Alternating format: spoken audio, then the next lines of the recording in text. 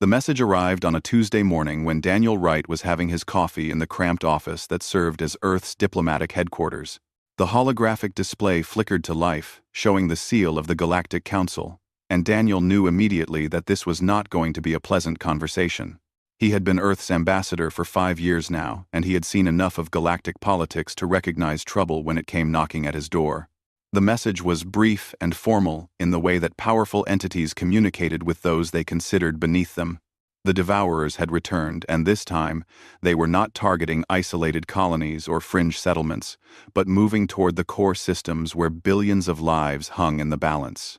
Every species in the Council was expected to contribute ships and soldiers and resources to build an armada large enough to stop the mechanical swarm before it consumed everything in its path.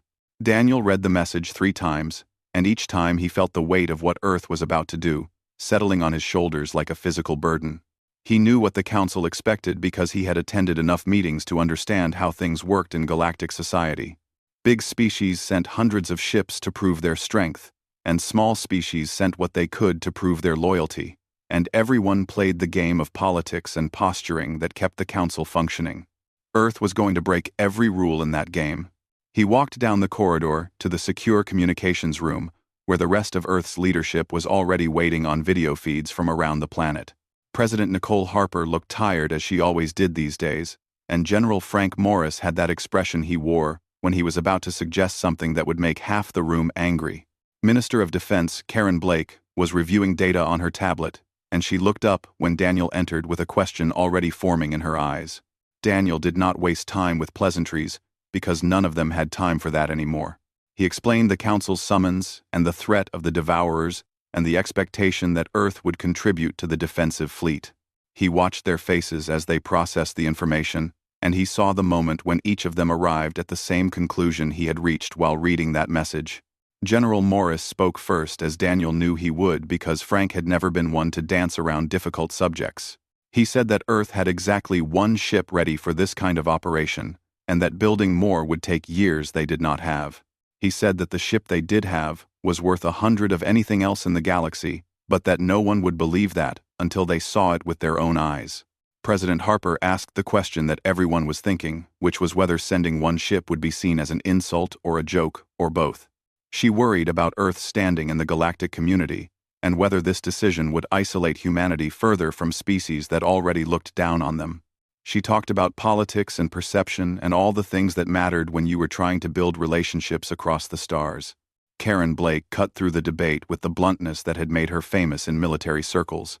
She said that respect could not be negotiated or bought or earned through playing games that were rigged against Earth from the start.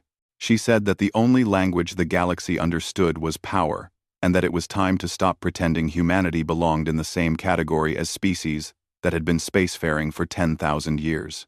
The debate continued for another hour, with voices raised and arguments made and concerns voiced about everything from logistics to public perception. Daniel listened to all of it, while knowing that the decision had already been made before this meeting even started. Earth was going to send 1 ship because that was all they had ready, and because sometimes the boldest move was the only move worth making. When the vote came, it was unanimous, though Daniel suspected that some of them were voting more out of resignation than conviction. President Harper authorized the deployment, and General Morris began making calls to activate the crew, and Karen Blake started working on the speech that would explain this decision to a confused and probably frightened public. Daniel left the meeting and made his way to the military spaceport, where the ship was docked in a facility that did not officially exist on any public records. He had seen the ship before during its construction, but seeing it now fully complete and ready for deployment was different.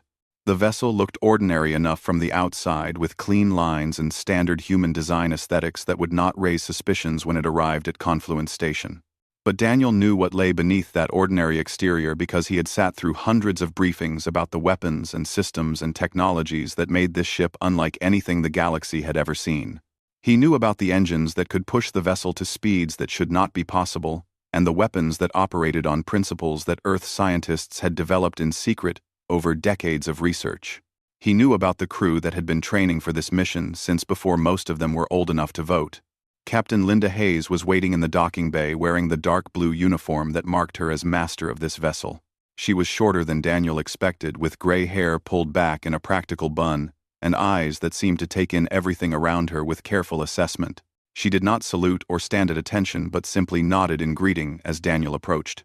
They talked for 20 minutes about the mission and the expectations, and what Linda would face when she arrived at Confluence Station.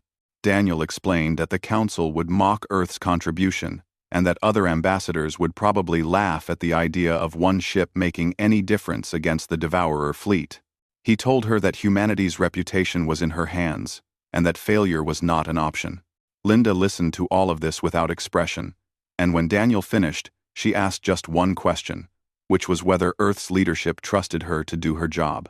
Daniel said yes without hesitation, because if he could not trust Linda Hayes, then this entire plan was doomed before it started. She smiled then, and it was not a warm smile or a reassuring smile, but the smile of someone who knew exactly what they were capable of and was looking forward to proving it. She told Daniel that the galaxy was about to learn a lesson about underestimating humanity, and that by the time the Defiance was done, the Council would never make that mistake again. 3 days later, Daniel stood before the assembled Galactic Council in the Grand Chamber of Confluence Station. 700 species had sent representatives, and the room was filled with beings of every shape and size imaginable. Some were humanoid and some were not, and some were so alien that Daniel still struggled to understand how they perceived reality. When his turn came to present Earth's contribution, Daniel stood at the podium and delivered the message he had rehearsed 100 times. He said that Earth would send one ship with a crew of 200 to join the defense against the Devourers. He said the ship's name was the UNS Defiance, and that it would arrive at the designated coordinates in exactly 30 days. The laughter started before he finished speaking. The Defiance left Earth's orbit on a cold morning, with no ceremony and no crowds watching from observation decks. Linda Hayes stood on the bridge watching her home planet shrink in the view screen until it became just another point of light against the darkness of space. She felt the familiar weight of command settle over her shoulders as the crew moved through their stations with practiced efficiency that came from years of training together. Greg Palmer sat at the first officer's station, running final checks on ship systems, while calling out status reports in the calm voice that Linda had come to rely on during their years serving together. He was a tall man, with sandy hair going gray at the temples, and a face that showed every one of his 40 years in deep space. He had survived things that would have broken lesser people, and that experience made him invaluable on a mission like this. Kate Morrison worked in the engineering section, 3 decks below the bridge, surrounded by the humming machinery that powered the Defiance. She was younger than most of the senior crew, with dark hair usually stained with grease and an expression of intense concentration that never seemed to leave her face. She understood the ship's systems better than anyone else alive, because she had helped design half of them during the secret years when Earth was building this vessel away from galactic eyes. Jack Burton commanded the tactical station with the quiet confidence of someone who had spent his entire adult life studying warfare in all its forms. He was average height with brown hair, cut military short, and hands that moved across his console with the precise movements of a concert pianist. He had graduated at the top of his class in every combat school humanity had established, and he had one job on this ship, which was to make sure that when the Defiance fought, it fought to win. The journey to Confluence Station would take 30 days through some of the most dangerous space in the known galaxy. The route passed through territories claimed by 3 different species, who barely tolerated each other, and several regions where pirates operated with impunity because no government wanted to waste resources policing empty space.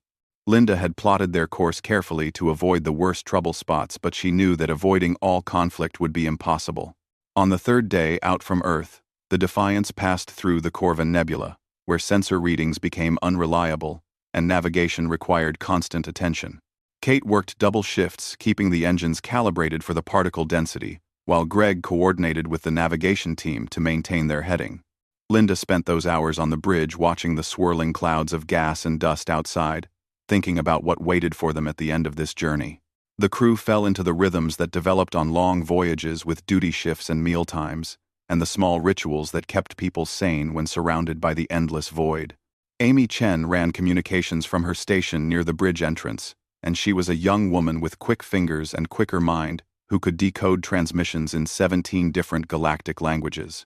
She kept Linda informed of chatter from passing ships and reports from stations they passed, and gradually, a picture emerged of how the galaxy was reacting to Earth's announcement. The reactions were not kind, and Amy tried to filter the worst of it, but Linda insisted on hearing everything. She listened to commentators from a dozen species mock humanity's contribution and speculate about whether Earth was too poor or too cowardly to send a proper fleet. She heard ambassadors suggest that maybe humans were not ready for galactic citizenship if this was the best they could manage. She absorbed it all without comment because anger was useless, and the only response that mattered would come when the Defiance reached the battlefield. On the 8th day, they encountered their first real test in a system that straddled the border between civilized space and the lawless frontier. 3 ships appeared on sensors moving to intercept, and their configuration matched known pirate vessels that preyed on cargo haulers and small transports. Linda ordered the crew to battle stations and watched as the pirate ships closed the distance while broadcasting demands in broken Standard Galactic. Jack studied the tactical display with narrowed eyes and reported that the pirates were using outdated weapons and had likely chosen their target based on the Defiance appearing to be alone and vulnerable. He asked permission to engage, but Linda told him to wait because she wanted to see if the pirates were smart enough to recognize their mistake before it was too late. They were not smart, and they opened fire with energy weapons that splashed against the Defiance's shields without causing any real damage. Linda sighed and gave Jack permission to discourage them, which was the term the crew used for demonstrating exactly how outmatched an opponent really was. The weapons systems activated, and what happened next was over so quickly that the pirates probably did not understand what hit them. Thousands of micro-projectiles launched from concealed ports along the Defiance's hull, and each one was independently guided by targeting systems that could track a grain of sand in a dust storm. The projectiles struck with surgical precision, destroying weapons and engines and communication arrays, while carefully avoiding any system that would threaten life support. In 4 seconds, the pirate ships went from aggressive predators to helpless debris drifting in space. Their crews were alive, and their distress beacons were active, but they would never threaten another ship because the Defiance had systematically dismantled everything that made them dangerous.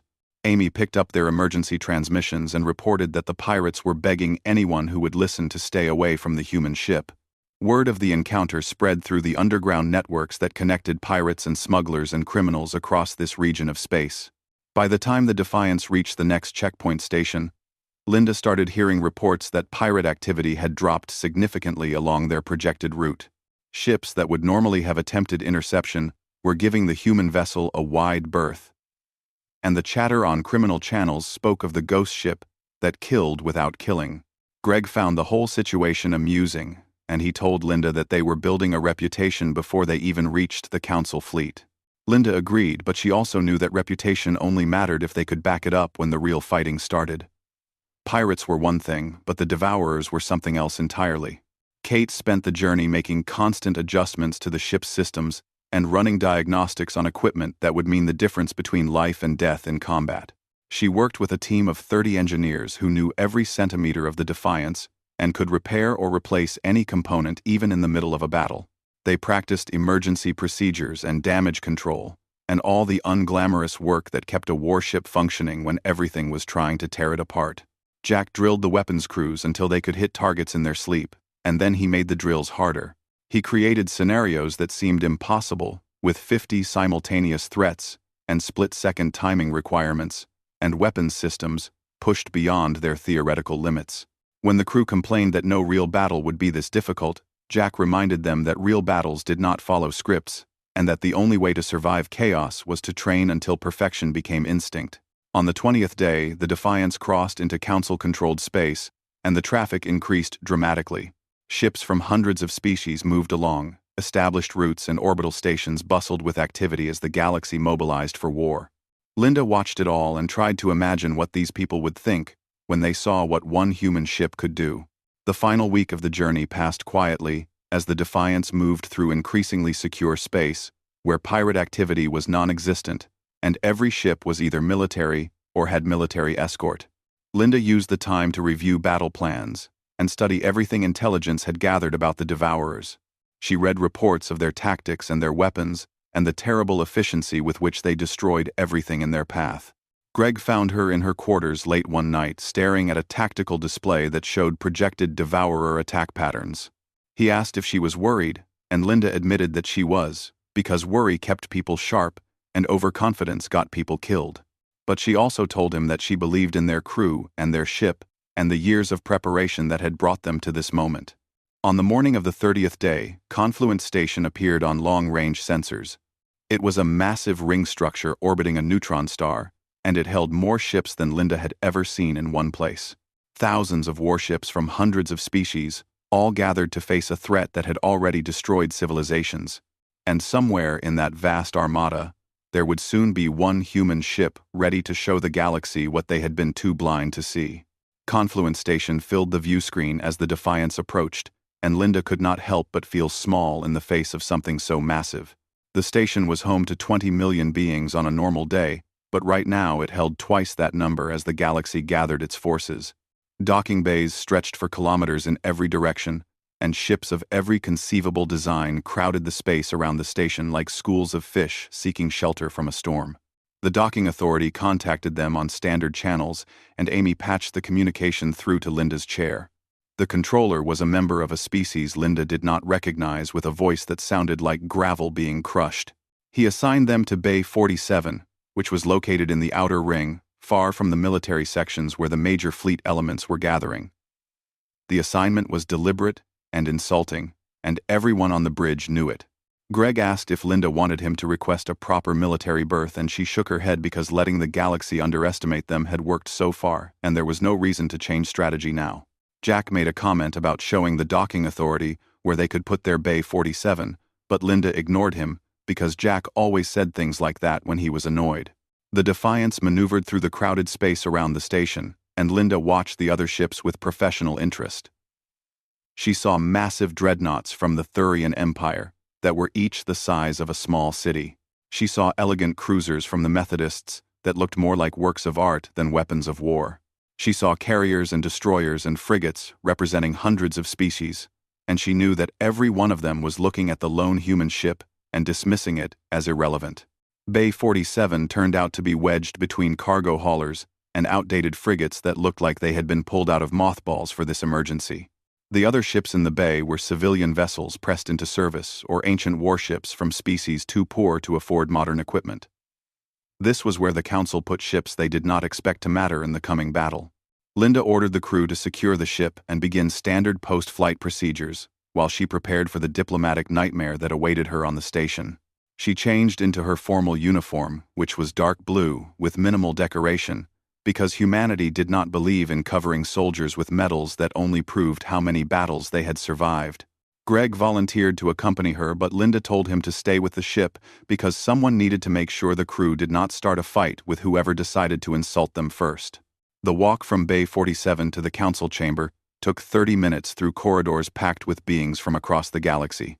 Linda drew stares as she passed because humans were still relatively new to galactic society, and most species had never seen one in person.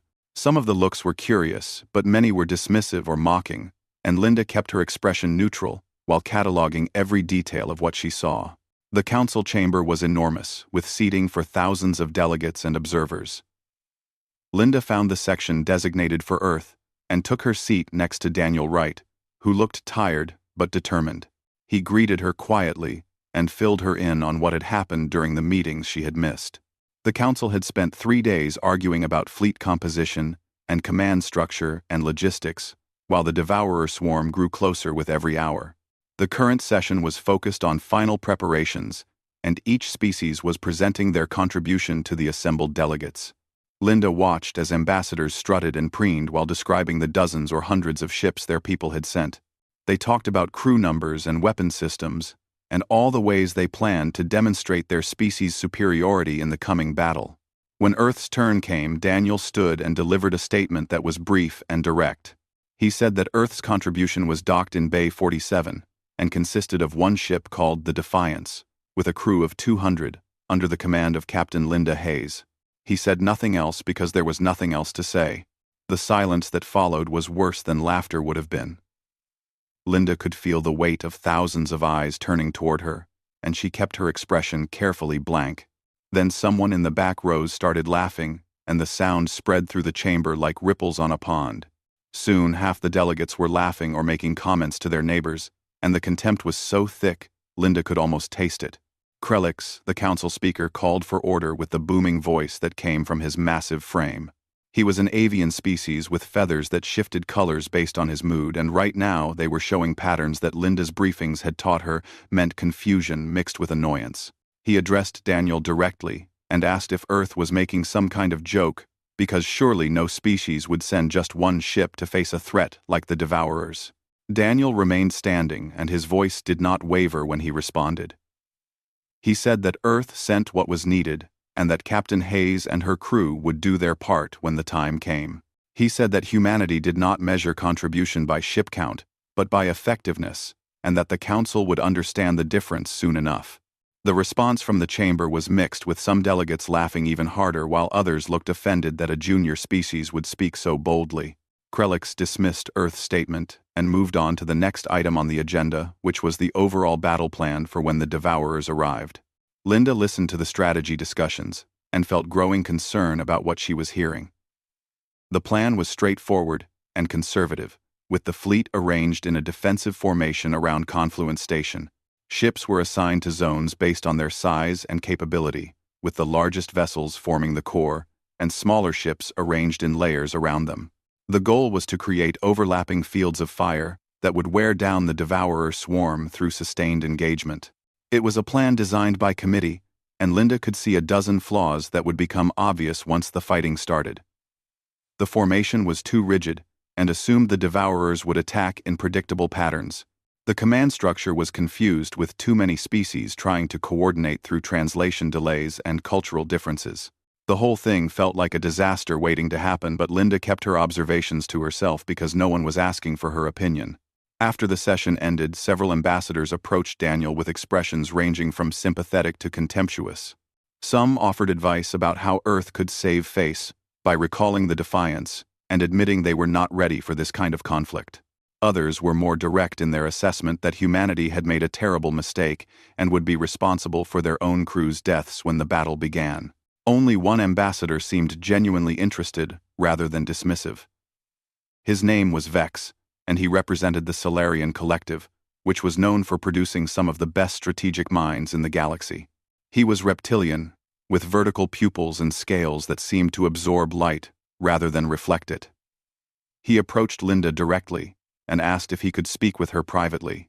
They found a quiet corner away from the main crowd, and Vex studied Linda with unsettling intensity. He said that he had read the reports about the Defiance's journey to Confluence Station, including the incident with the pirates in the border systems. He said that the precision demonstrated in that encounter suggested capabilities that were inconsistent with a standard cruiser design. Linda gave him the same response she had prepared for questions like this. She said that human engineering took a different approach than most galactic species, and that the Defiance was built to maximize efficiency rather than size. She said nothing about the weapons or the systems or the years of secret development that had created something the galaxy had never seen before. Vex listened, and his pupils dilated in a way that Linda had learned meant he was processing information. He said that he would be very interested to observe the Defiance's performance in the coming battle, and Linda told him he was welcome to watch. She suspected he would learn more than he expected. That night, Linda returned to the Defiance and found her crew waiting in the common area. They had heard about the council session through station gossip, and they knew that Earth had been mocked for sending just one ship. Some of them looked angry and some looked worried, but most just looked ready to prove everyone wrong. Linda addressed them briefly, and she told them that the galaxy's opinion did not matter because opinions changed when reality hit people in the face. She said that they had trained for years for this mission, and that every system on the ship had been designed with one purpose, which was to win battles that everyone else thought were unwinnable. She reminded them that humanity had survived wars and disasters and challenges that would have destroyed other species, and that this crew represented the absolute best of what humans could be. The crew's mood shifted as she spoke, and Linda saw determination replace doubt on their faces. Jack made a comment about showing the council what 200 humans could do against impossible odds, and Kate added that the Defiance was ready to make the galaxy regret underestimating humanity. Greg just smiled in the quiet way he did when he knew something everyone else had not figured out yet. 3 days later, the long-range sensors picked up the Devourer fleet approaching Confluence Station, and every ship in the system went to battle stations. The alarm that signaled battle stations was different from normal alerts because it carried a finality that every crew member recognized. Linda was on the bridge within 30 seconds, pulling on her combat suit, while crew rushed to their positions throughout the ship. The view screen showed the Devourer fleet emerging from their jump point like a swarm of insects, and Linda felt her heart rate increase despite years of training to stay calm under pressure. Greg called out sensor readings as the tactical computers analyzed the enemy formation. 547 ships detected, and every one of them showed the characteristic energy signatures of autonomous war machines built for a single purpose. The Devourers did not negotiate, or retreat, or show mercy, because they were not alive in any way that mattered. They were weapons that consumed everything in their path, and used the resources to build more of themselves. The Council fleet moved into defensive positions around Confluence Station, and Linda watched as thousands of ships arranged themselves according to the battle plan that had been argued over for days. The formation looked impressive on the tactical display, with layers of ships creating interlocking fields of fire. But Linda could see the gaps and the weak points, and she knew that the Devourers would find them within minutes of engagement starting. The Defiance had been assigned to the rear guard, protecting supply vessels and medical ships that would be needed after the battle. It was another insult, but Linda had expected nothing less. The Council commanders did not trust the human ship to hold a position in the main battle line, and they probably thought they were doing humanity a favor by keeping them away from the worst fighting. Kate's voice came over internal communications, reporting that all systems were at full readiness and power reserves were at maximum. Jack reported weapons hot and targeting solutions locked for 200 priority threats.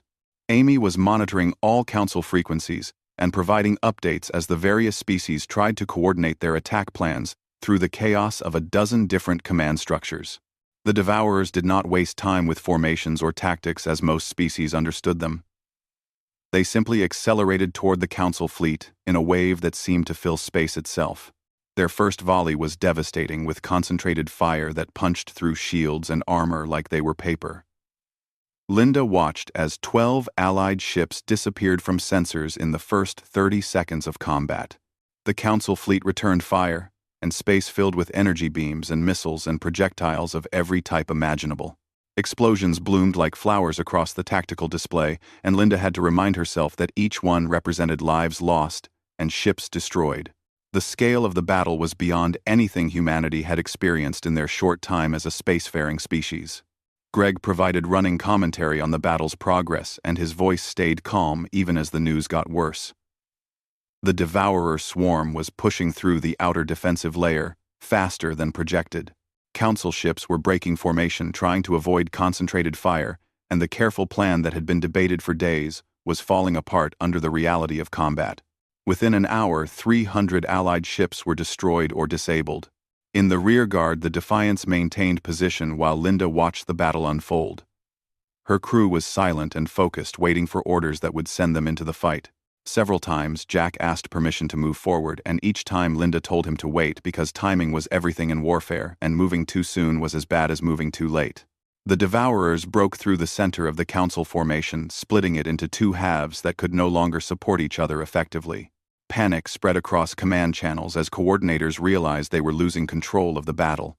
Some ships began emergency jumps, abandoning the fight entirely, while others pressed forward in uncoordinated attacks that accomplished nothing except adding to the casualty count. Linda studied the tactical display, looking for the pattern she knew had to be there. The Devourers fought with machine precision, but that precision made them predictable if you knew what to look for. They were committing their forces to exploit the gap in the Council formation, which meant they were pulling ships from their reserve to maximize the breakthrough. That was the mistake Linda had been waiting for. She gave the order, and the Defiance moved. The ship's engines pushed them forward at acceleration that made the inertial dampeners scream in protest. In 30 seconds, they crossed the distance from the rear guard to the heart of the Devourer formation, while Council ships struggled to track what was happening. Linda heard confused transmissions asking why the human ship was breaking formation, but she ignored them because explanations could wait until after they had won. Kate reported that all systems were transitioning to combat mode, and the ship's true capabilities were coming online. The Defiance's hull opened in 1,000 places, revealing weapons that had been hidden during the journey here. Power flows that had been carefully concealed now surged to levels that would have destroyed a normal ship. The vessel that emerged from its disguise was something the galaxy had never seen before. Jack's fingers moved across his console with practiced precision, and the Defiance opened fire. Railguns that could shoot 100 times per second sent tungsten projectiles downrange with enough force to punch through Devourer armor like it was not there. Missile pods launched swarms of independently guided warheads that could track evasive maneuvers and coordinate their attacks for maximum effect. Energy weapons cut through space with frequencies calibrated to disrupt the Devourer's shield harmonics. But the weapons were only part of what made the Defiance dangerous. The ship moved through the Devourer formation, like it was dancing rather than fighting. Every turn and roll and acceleration was calculated to keep them in the perfect position to attack while minimizing their exposure to return fire. The navigation system that controlled these movements was not purely computer-driven, but incorporated human intuition in ways that confused enemy targeting systems designed to predict mechanical responses. Linda watched the tactical display as Devourer ships began dying in numbers that should not have been possible. The crew worked in perfect synchronization with weapons, teams, and navigation and engineering, all operating as extensions of the same organism. They had trained for this for years, running simulations that pushed them beyond what anyone thought was possible, and now that training was paying off in ways the galaxy could barely comprehend. The Devourers tried to adapt to the threat, and Linda watched as their formation shifted to focus fire on the human ship. Dozens of enemy vessels turned toward the Defiance, and their weapons charged for a concentrated barrage that would have vaporized any normal cruiser. Jack reported incoming fire, and his voice carried a hint of excitement that made Linda smile despite the danger. The Defiance's point defense systems activated, and the space around the ship filled with a cloud of micro-projectiles that intercepted incoming fire with impossible accuracy. Energy weapons that reached the shields were deflected by harmonics that shifted faster than the Devourers could adjust their frequencies. The massive barrage that should have killed them simply splashed against defenses that refused to break. Then the Defiance counterattacked, and what happened next would be studied in military academies for generations. Every weapon fired simultaneously in a synchronized pattern that overwhelmed the Devourer ship's ability to respond. The railguns targeted structural weak points while missiles exploited gaps in their formations and energy weapons burned through critical systems. In 15 seconds, 23 enemy ships were reduced to scrap. Amy reported that Allied ships were rallying, and she sounded surprised, which Linda understood, because the Council fleet had been moments away from total collapse. But seeing one ship do the impossible had given them something that had been missing, which was hope. Ships that had been retreating turned around and pressed forward. Formations that had dissolved began reforming. The battle was far from over, but the momentum had shifted. Linda ordered the Defiance deeper into the enemy formation, because the best way to fight a swarm was from the inside, where their numbers became a disadvantage. They moved through the Devourers like a knife through flesh cutting and killing, and never stopping long enough for the enemy to coordinate an effective response. Jack's weapons never stopped firing, and Kate kept power flowing to systems that should have burned out from the sustained combat load. The battle lasted 3 more hours, and the Defiance fought through every second of it. They ran out of solid ammunition and switched to energy weapons. When those overheated, they used the ship's speed and mass as a weapon, making precision rams that crushed Devourer vessels. The crew operated on combat stimulants and adrenaline and pure determination that would not accept failure. When the last Devourer ship went silent, the Defiance hung in space, surrounded by debris and the wreckage of hundreds of vessels, both Allied and enemy. Linda's hands were shaking from exhaustion, and her uniform was soaked with sweat. Around her, the crew looked like they had run a marathon, but they were alive and the ship was still functional, and they had done something that the galaxy would never forget. The silence that followed the battle was almost worse than the chaos of combat because it gave everyone time to process what had just happened. Linda sat in her command chair, feeling every muscle ache from hours of tension, and her throat was raw from giving orders over the sound of alarms and weapons fire. The view screen showed the debris field that stretched for thousands of kilometers, and she tried not to think about how many lives had ended out there in the dark. Greg was the first to speak, asking for damage reports from all sections. The responses came in slowly, as crew members checked systems and assessed what the battle had cost them. Hull breaches on 3 decks, but all of them sealed. Shield generators running at 40% capacity but stable. Weapons systems depleted or overheated, but nothing that could not be repaired. The Defiance had been hurt, but she was still flying, which was more than could be said for thousands of other ships. Kate climbed up to the bridge looking like she had aged 10 years in the last few hours. Her uniform was torn, and she had a burn on her left arm that she had not bothered treating yet. She reported that engineering had performed beyond specifications, and that the ship would need a week in dock, but was flight-capable for now. She also said that she wanted to personally thank whatever genius had insisted on triple redundancy for critical systems, because that design choice had saved their lives at least twice. Jack leaned back in his chair and closed his eyes for a moment before reporting final weapons tallies. The numbers were staggering, and Linda had trouble processing them even though she had watched it happen. 307 confirmed kills on Devourer vessels. Another 63 disabled or severely damaged. The Defiance had single-handedly destroyed more than half the enemy fleet, and the crew of 200 had done what thousands of other ships could not. Amy interrupted with a priority communication from Confluence Station, and her voice carried a note of something that might have been awe. The Council was requesting that Captain Hayes report to the chamber immediately for an emergency session. Linda wanted nothing more than to sleep for about 20 hours, but duty did not care about personal comfort, so she told Greg to take command and headed for the docking bay. The walk through the station was completely different from her first visit. Beings from hundreds of species stopped what they were doing to watch her pass, and the looks she received now were not dismissive or mocking. Some showed respect, and some showed fear, and some showed a combination of both. Word of what the Defiance had done was spreading through the station faster than official reports, and Linda could hear whispers following her through the corridors. The council chamber was packed beyond capacity with delegates and observers crowding every available space. Linda made her way to the Earth section, where Daniel Wright was waiting with an expression that suggested he was struggling not to smile. He greeted her quietly and told her that the last 3 hours had been the most interesting of his diplomatic career, which Linda suspected was a massive understatement. Krelix called the session to order, and his feathers were showing colors that Linda's briefings had not covered, which probably meant he was experiencing emotions that his species rarely felt. He addressed Linda directly, and his voice carried none of the contempt from their first meeting.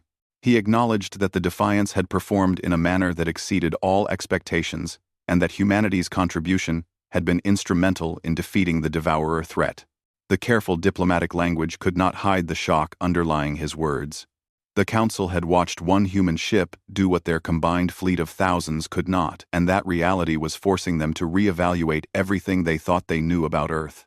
Linda listened to Krelix speak, and she understood that this moment would change humanity's place in galactic society forever. Several other delegates requested time to speak, and what followed was a remarkable display of powerful species trying to save face while acknowledging they had been wrong. The Thurian ambassador offered a formal apology for his people's initial dismissal of Earth's contribution. The Methodist representative suggested that perhaps human engineering deserved more careful study. Even species that had barely acknowledged humanity's existence now expressed interest in establishing better relations. Vex spoke last, and his vertical pupils were fully dilated as he addressed the chamber. He said that he had observed the battle from the station's tactical center, and he had recorded detailed analysis of the Defiance's performance. He described the precision of their weapons, and the sophistication of their maneuvers, and the coordination that should not have been possible with such a small crew. He concluded by saying that the Solarian Collective would very much like to establish closer ties with humanity, because any species that could build such a vessel clearly had much to teach. When the formal statements ended, Krelix turned back to Linda and asked a question that everyone in the chamber wanted answered. He asked how Earth had developed such advanced technology in secret, and whether there were more ships like the Defiance waiting in human space. The question was asked politely, but Linda could hear the concern underneath because the galaxy had just learned that humanity was far more dangerous than anyone had suspected. Linda chose her words carefully because what she said next would set the tone for Earth's relationship with the Council going forward. She explained that humans had been building weapons for their entire history, and that they had learned hard lessons about warfare through centuries of conflict. She said that the Defiance represented years of development and that yes, there were more ships under construction because humanity took threats seriously and prepared accordingly. She did not mention specific numbers or capabilities because keeping some secrets was wise even after proving Earth's strength. But she made sure the Council understood that the Defiance was not a lucky accident or a one-time achievement, but rather an example of what humans could do when they applied themselves to the art of war. She said that Earth hoped to be a valuable ally to the Council, but that humanity would never again accept being treated as inferior or dismissed as irrelevant. The chamber was silent when Linda finished speaking, and she could see delegates exchanging looks as they processed the implications. The balance of power in the galaxy had shifted, and everyone knew it. Earth was no longer a junior species begging for acceptance, but a military power that demanded respect on its own terms. Over the following days, Linda and her crew remained at Confluence Station, while the Defiance underwent repairs, and the Council attempted to process what had happened. Ships from dozens of species requested tours of the human vessel, and Linda granted a few carefully controlled visits that showed enough to impress without revealing critical systems. She watched as admirals and engineers tried to understand how 200 humans had accomplished something their thousands could not, and she knew they would never find the answer because they were asking the wrong questions. The secret was not in the technology, though the weapons and systems were certainly advanced. The secret was in the crew, and the training and the mindset that came from being human. Earth had spent its entire history fighting wars against itself, and that brutal education had taught lessons that peaceful species could not comprehend. Humans knew how to kill efficiently, and how to fight when outnumbered, and how to win when victory seemed impossible, because they had done all those things countless times before reaching the stars. Daniel Wright negotiated new agreements with over 40 species in the 2 weeks following the battle. Trade deals and technology exchanges and mutual defense pacts that would have taken years to arrange suddenly materialized because everyone wanted to be friends with the species that had one ship capable of changing the outcome of a war. Earth's status in galactic society transformed overnight from laughingstock to major power. But Linda found herself thinking about the cost rather than the victory. The Allied fleet had lost almost 4,000 ships in the battle, and tens of thousands of beings had died defending Confluence Station. The Defiance had prevented total defeat, but it could not erase the losses or bring back those who had fallen. War was never clean, no matter how impressive the victory. And Linda made sure her crew understood that even as the galaxy celebrated. On the day the Defiance prepared to depart for Earth, Linda received a final communication from Krelix. The council speaker requested a private meeting, and Linda found him waiting in a small conference room away from the crowds. His feathers showed colors that her briefings translated as respect, mixed with lingering uncertainty. Krelix said that the council wanted to offer Linda command of a joint task force that would hunt down any remaining devourer elements in the galaxy. The position came with full authority and unlimited resources, and would make her one of the most powerful military figures in known space. It was an extraordinary offer, and both of them knew it. Linda declined politely because her place was with Earth, helping to train the crews for the other ships under construction. She explained that humanity needed experienced commanders to prepare for whatever threats might come next, and that her knowledge was more valuable at home than abroad. She thanked Krelix for the offer, and suggested that perhaps someday, when Earth's fleet was fully operational, she might consider such a position. The council speaker accepted her decision, though Linda could see he was disappointed. Before she left, he asked one more question, which was whether Earth truly had 50 ships under construction as Ambassador Wright had suggested. Linda smiled and told him that she could neither confirm nor deny that number, but that the galaxy would find out soon enough. The truth was that Earth had 73 ships in various stages of construction, and every one of them was being built to the same standards as the Defiance.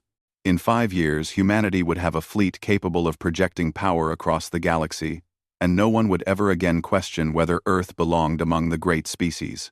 But that was information for another day. The Defiance departed Confluence Station with full honors and an escort of ships from a dozen species. Linda stood on the bridge, watching the station shrink in the view screen, and she thought about how much had changed in the few weeks since they had arrived. Her crew had proven themselves beyond any doubt, and Earth had claimed its place among the stars, not through politics or diplomacy, but through the oldest and most respected currency in the universe, which was strength. Greg commented that they were going to be famous when they got home, and Kate added that she hoped fame came with a promotion and a vacation. Jack said nothing, but Linda saw him smile in the way he did when he was already planning for the next fight. Amy reported that galactic news networks were still broadcasting analysis of the battle, and that human ships were now being discussed with the kind of respect usually reserved for the galaxy's most powerful militaries. Linda let her crew enjoy the moment because they had earned it. But she also knew that victory brought new challenges, because the galaxy would now watch Earth carefully, looking for weaknesses or opportunities. Other species would try to steal human technology, and some might decide that humanity had become too dangerous to leave alone. The Defiance had won a battle, but the war for Earth's place in galactic society was just beginning. As the ship jumped toward home, Linda thought about the journey that had brought them here. The galaxy had jeered when humans sent one ship, and that contempt had been the best gift Earth could have asked for. It had allowed them to surprise everyone and prove their worth in the only way that truly mattered. The laughter had stopped now, and in its place was something far more useful, which was respect, mixed with healthy fear. The galaxy would never make the mistake of underestimating humanity again.